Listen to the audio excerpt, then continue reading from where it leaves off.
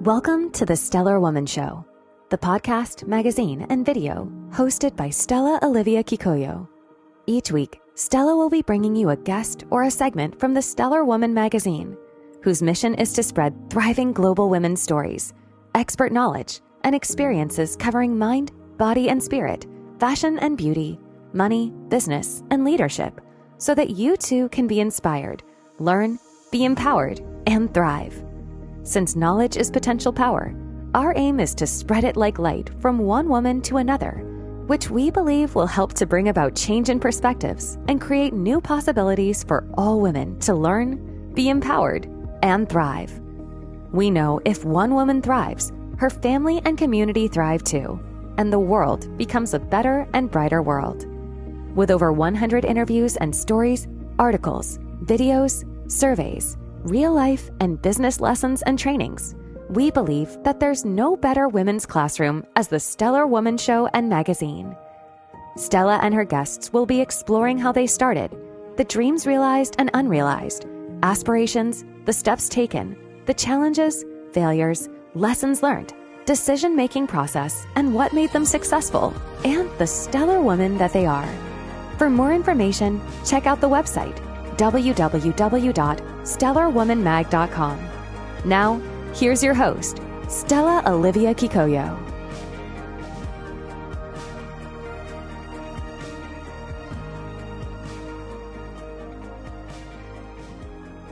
Welcome, and thank you for choosing to be with us here on the Stellar Woman Show. This is part 2 of our courageous decision-making conversation with Tina Baker. If you missed part 1, please go out and look for it. Otherwise, stay put and let's kick it off. Now, what is the most difficult corporate decision you've ever made? Well, I don't know. I mean, I'm minded to say merging with Withers because I knew it was going to be very different and it wasn't going to be as much fun, and it wasn't. But even though the people at Withers are great and I admire a lot of them, and it's just very different. But I felt like we didn't have a choice. Yes. And I guess that's why it was so difficult, because I would rather not have had to have made that decision. I would rather that we could have just stayed on and I could have continued to just be the professor that ran the firm for the rest of my life, which is how James saw it. I mean, it's unfortunate because the thing about James, and one of the reasons why he was such a great partner, is that he's a visionary. He has what I don't have. I'm not a visionary. I'm a people person. He's much more of this big picture thing. You know, and he's always been saying to me, you know, you do this, you're good at that, you go do that, right? And he saw me, you know, earning money every year, just running this firm. The problem was he didn't see, how do we keep the firm going? Like the nuts and bolts. Yes. How we do that. Right. And so I know he's very upset. He wishes that we hadn't done it. He's still at Withers and he's doing very well there.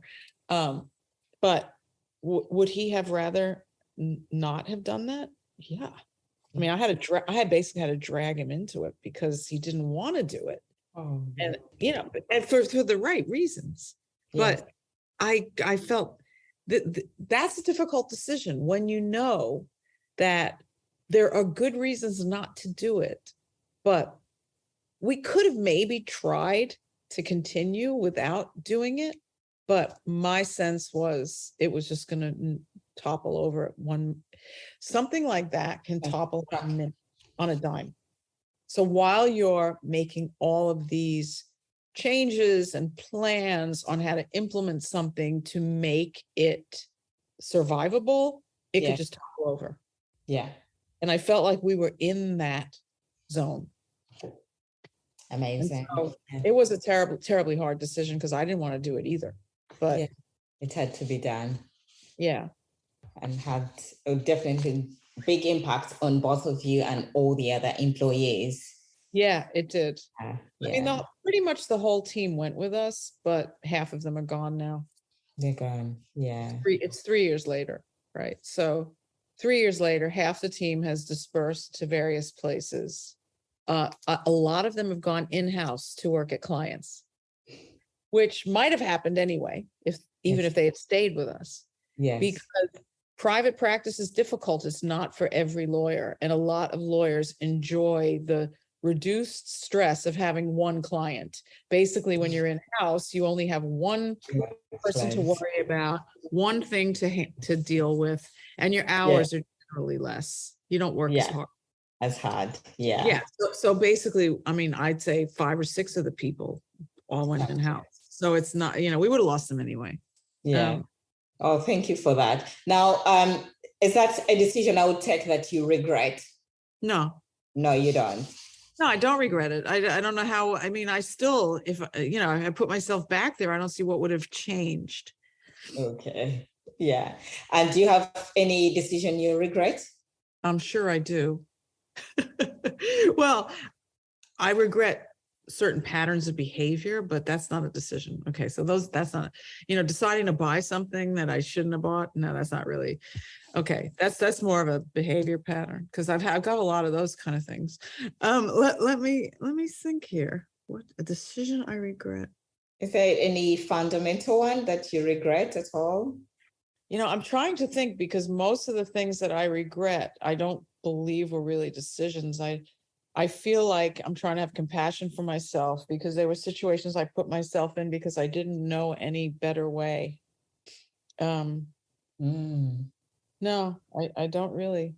That's good. Okay. That's okay. I can't think of anything. Yeah. Thank you. Thank you for that.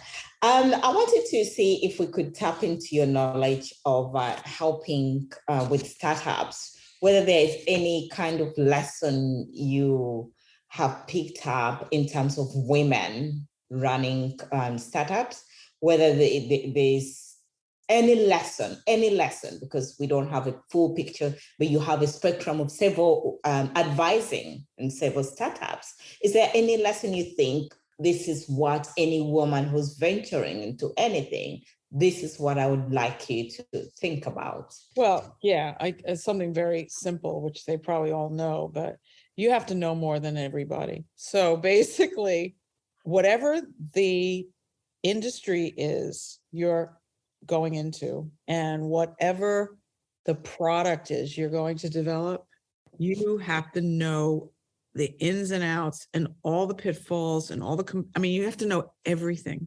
If you're really forceful and strong in your knowledge, you'll get respect from. It's harder to get respect from these male investors if you're a woman. Some of them maybe not, but in what I've seen, they tend to be drawn to strong women who are very articulate. And that's not, I don't know how that's not something you can just go learn and do. I think almost it's a personality trait, but that's the way with all entrepreneurs. Honestly, not everyone is meant to be an entrepreneur. No, that's true. And so it's doubly hard, maybe not doubly hard, but it's more important for women to be that much more on the ball. That's important. Yeah. Yeah. And so I wouldn't venture lightly into something. Yeah. So, I don't know, this isn't probably a great example, but after I left Withers in 2019, I signed on as an advisor to a startup that was founded by a man and a woman. I don't know. I think, the pandemic threw that one out, and pandemic threw a lot of things out. We'll continue with that. So have you failed at anything before? Have I failed? Yes. Tons of times. Yeah. Are you able to, how are you able to pick yourself up? How are you able to pick yourself up? Because some people, once they fail at something, they feel like the world has crashed and that's it. How do you pick yourself up to move on? Well, I cry a lot. How do I pick myself? I don't know. I don't have a choice. You don't have a choice, really. I don't see, when you ask me if I failed at something, it's not like I failed at I failed at learning French, but I don't see that. So I didn't learn French. You want to fully invested into it. I mean, it's something Yeah. where you are really invested into it, and then So here's a perfect example is my music career. Okay. So there are people that think I was a success.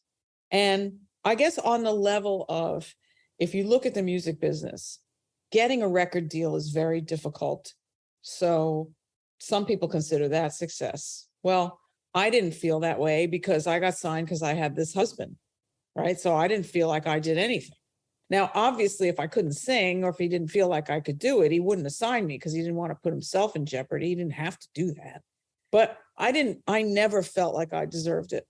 And even though I sang with all these people and I'm a good singer, I'm not like, I never quite felt like I was a success. And so even with everything I've done in the music business, I've never felt like I was a success. Do I feel like I was a failure? Yeah. I mean, because in a weird way, so I started out with Madonna. She and I were friends. We were doing the same thing at the same time. I had two dancers. She had two dancers. She actually tried to get me to record some songs she wrote that she didn't want to sing. I sang backup on her first record. And so that's where I started. So I look at her and I look at me. So do you think I think I'm a failure? Yes, I do. Do I care? Yes, I do.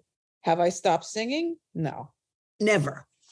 Did I stop writing songs? No, never. And I've always said this about her, like I have a lot of respect for her, but she wasn't really a singer. She's a performer. She's an amazing performer, much better dancer than singer. Can't really act, so forget about that. But she created a lot of beautiful art with those videos she did were amazing. So she very talented woman, and I had a lot of respect for her. She'd find something, you know what I mean? She'd find whatever. For me, no. Like totally different. I wasn't driven by success. I mean, I guess that's where I have problems with trying to see where I was a failure, because yeah, I was a failure at having a successful music career that sustained me financially. Yes. Okay. Yeah. I have been a failure at that. Do I consider myself a failure? No. These guys want me to front their band. I'm like a rock and roll singer now. I still have a voice. I can still sing. Like I don't know. I find it hard because yeah. And as a lawyer, in a way, do I feel like I failed at the law? Not. If you look at it, like my contemporaries are like making millions of dollars a year working on these huge M&A deals. Did I want to do that? No. That's very good, because that's going to lead to a good question, how you define success. Yeah. So for me, success is being happy. That's really what it is. And that's what I've been devoting my life to, which is that's a tall order, I have to say, especially if you've come from trauma. Yes. And I would have hoped by now that I would have gotten out of these loops that I've been in for most of my life. But I'm very aware of them.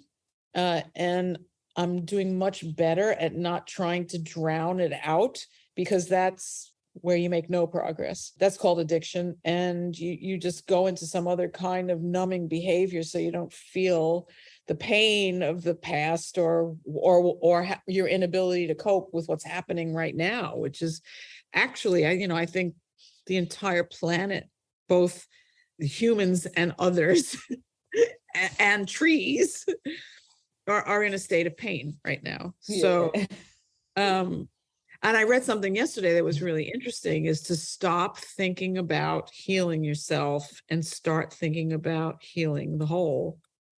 Okay. So the totality rather than... Yeah, because you can't divorce yourself from the rest of it. And so there's been this thinking along the way that, and, Deepak Chopra, I don't know if you know who he is, but, he's like, has been saying this all along, you work on healing yourself, because one soul by one soul, we uplift the planet. And yeah, I've been a buyer into that big time.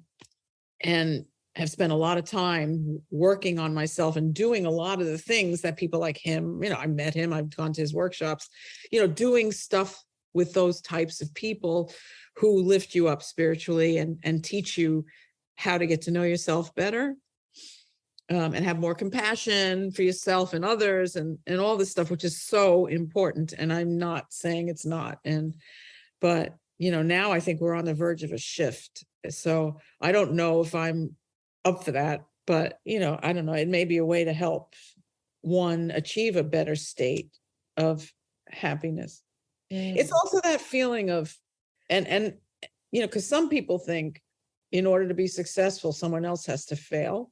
Yeah. Like, and if you think about, don't think about just healing yourself, think about healing the whole. It's also that phrase, which has been going around a lot lately.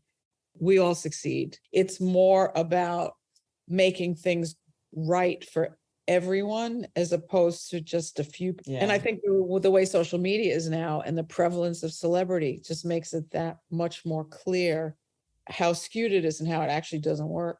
Yes. But now you've got people like Kanye West who are actually melting down on screen, right? Like, it's so interesting what's happening with him right now. Yes. Actually publicly losing it. And well, anyway. Yeah. Thank you for that. And I think it brings us into a good perspective of life. Do you think about the self? Do you think about totality? Where does the healing start? Where does the whole thing get in? I don't know. We are all on the quest for this, but I think it all depends. I think if it's still love, whether it's for the self and it's really love, it will come and manifest itself to the outer world. And if it starts from the outer world, maybe if it's still love, maybe it will come back, it will go in the second, the whole will still benefit, whichever way that actual concept of love actually starts from. Wherever it starts from, it will find itself in a total loop. But I think we are missing it. We have a lot that we are looking for that is separating us from it. And in the end, we still create more separation and more loss for everyone. Yeah. Even for ourselves, because like you said, the more you think someone else has to lose for me to win. And in the end, that person losing is going to actually come back to you, but you just don't know how, but it will come back to you. Yes. I agree with that. Yeah. So let's ask again. There's a question I wanted to ask you about decision making. It is important to deal with conflict. That is when you're in a position of deadlock in decision making. So which ways do you actually use? Because some of us, when we're in a conflict position, we are either in a fighting mood. Sometimes you give up. Sometimes you want someone else to take care of it and cover up your head.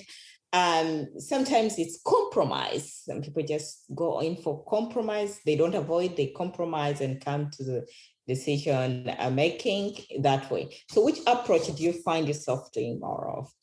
Well, I mean, I think for me, like basically what I try to do is both for myself and the other person is talk about what do we really want and what are we afraid of?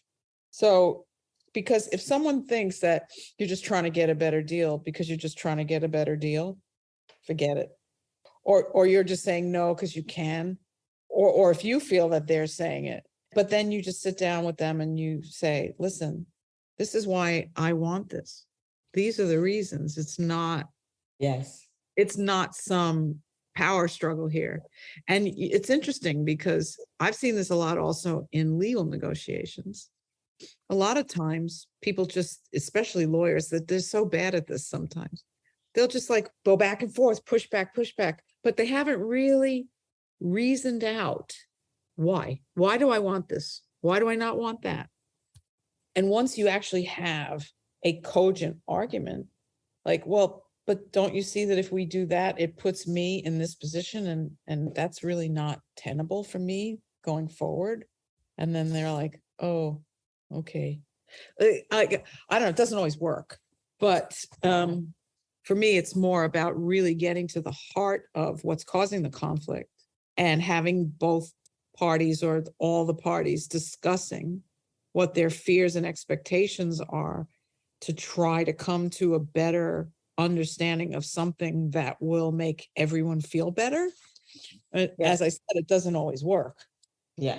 Especially, in small groups, obviously, but like if you see what's going on in the world right now, there's so much misinformation and people believe stuff that's not true that, their fears are unfounded, but how do you tell them that?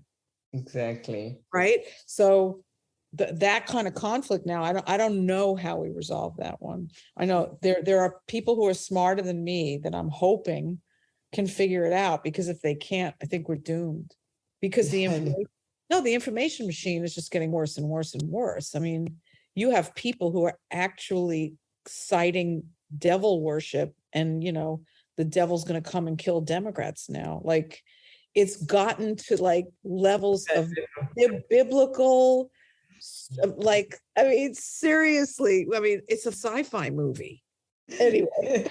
But I couldn't tell you how we solve that conflict. I wish I knew. Oh my God. Yeah. Okay, tell us more. What inspires you? Who has been the inspiration throughout your music career? There hasn't been just one person. There really hasn't. I mean, I've been inspired by different people at different points. So, when I was a kid, it was totally the Beatles. I was just so in love with them. And then when Led Zeppelin came out, that Robert Plant and the way he sang, that really changed my life. But in opera, Pavarotti, loved him, such an inspiration. And there were a couple of singers, female singers you would never have heard of, but Renata Tebaldi and Montserrat Caballé. I just listening to them and the soul that they brought, very inspirational. And songwriting wise, oh my God, I just love a good pop song. I can't get that. I even feel inspired by Taylor Swift, although I don't like her new record, but I think she's done an amazing job. Anyway. Okay. So which one of your songs would you send to the stellar women in the world? It's not anything that's already out there. That's the problem. Okay. I've got like, so it's so funny because the song I wrote for Beach Street was called Nothing's Gonna Come Easy. And there is a message in there. It sounds negative, but it's actually positive. It's basically like you have to get up off your ass and do something, right? Okay. Yeah. So of all the songs I have that are out there now, I would say that one. And that's actually my most Shazam song, I think. And it's in the Beach Street film. It's on the Beach Street soundtrack. Okay. And Harry Belafonte said to me, "That's a really great song, Tina. If Donna Summer was singing it, it would win a Grammy." Yeah. Now, I don't know how, there's two ways to take that comment. One, you can't really sing, or she's famous. So, if she was singing that song, it would definitely get nominated for a Grammy. So he might not have been denigrating my performance, although I can sing it better now. I think it's a really good song, and it's got a good message. It's just basically don't sit around, get up off your ass and just do it. Yeah, that's amazing. That's one good one for the stellar women subscribers. Yeah. So go ahead and listen to that. So what future do you envision for women? Well, we need to take over the world. I mean, I don't know how we're going to do that, but who was it that said it? Somebody said it recently. Women haven't been, men haven't been doing such a good job. I think it was even Liz Cheney. Somebody who you wouldn't have thought it recently said, women need to be running this world. And I think it might have been Liz Cheney, but this is not a new thought, obviously. Yeah. No, it's been going around. Yeah. And I think that we need to lead this. I'm going to ask you the question you were going to ask me about my stellar woman. Yes. Right? Yes. Okay, so I thought about it this morning and two came to mind, but I'm just going to pick one because her name is Carolyn Mace. She's a medical intuitive. And although she does not focus on women, like, like someone like Gloria Steinem, let's say, was all about women's rights, she focuses on the culture, the cultural shift and the shift of consciousness that needs to be more feminine. She's an amazing. She has dedicated her life to uplifting people. That's what she does, helping people and uplifting people by reading. She talks about how life is like a penthouse building, and we live on the first floor.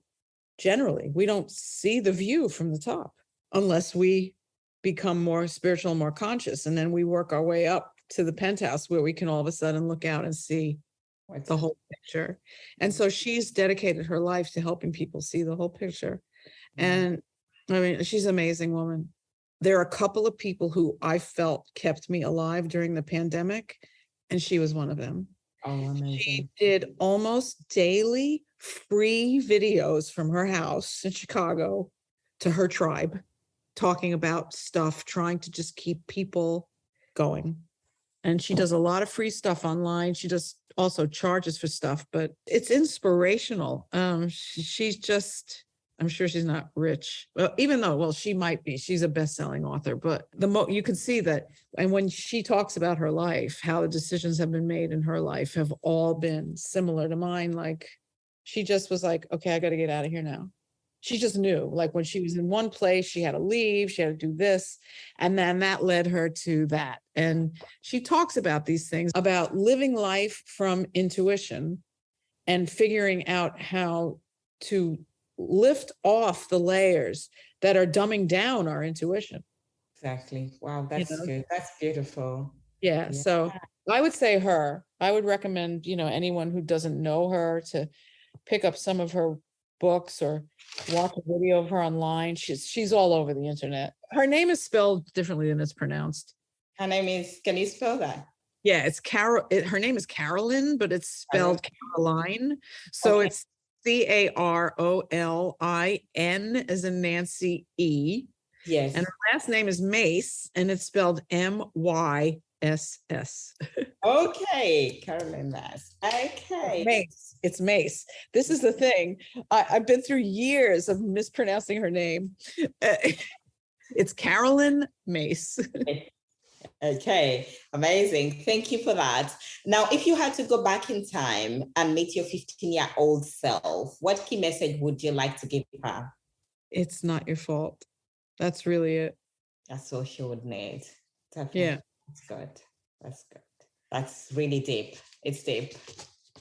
It's deep. I think it would heal her. Because really totally. Yeah. I'm just coming to realize that now. It will give her the freedom she needs. However many years later, that everything was not my fault. So many of us grow up feeling like that. I know. That's true. That would release her. It would give her the freedom and the happiness to just be. Yeah, exactly. Yeah. Amazing. Thank you for that. Now, where do we see Tina in the next 5 to 10 years? Oh God, I have no idea. Well, as I said, I've been working on putting together this rock and roll band. So who knows? Yeah. Rockers Revenge might get back out on the road. Who knows? And there's always space for the magic. Always. And I'm writing music with some other people. Who knows? One song allegedly has been accepted into a film. Oh, wow. They've submitted. I'm singing it and I wrote it. And it's the film's been submitted to Sundance. I don't know if it's going to get accepted. Wow. I'll find out more about that. So, I may have some more opportunities for film music. Don't know. I'm working with a couple of different companies trying to help them get off the ground. Don't know. I've already tried to help 2 companies get off the ground, failed with both of those. So those aren't my failures. That's why I didn't mention them. Yeah. Those are companies that didn't make it that asked me to help. It wasn't because of me that they failed. We give it to the universe out there. Yeah, exactly. Yeah, their intentions, but a lot out of control. Yes. Yeah. Okay, so do you have a life mantra? Well, yes. It's from Socrates. Right. An unexamined life is not worth living. That's a nice one. That's a nice Yeah, I one. mean, I've been living with that since I was really young, because I've always been inquisitive about what's happening, why is that happening, why am I doing this, what's going on. Not that I've been able to actually change a lot, or I don't know, but the quest for self-knowledge and for looking at things around me and what's motivating people and things, I could never stop doing that.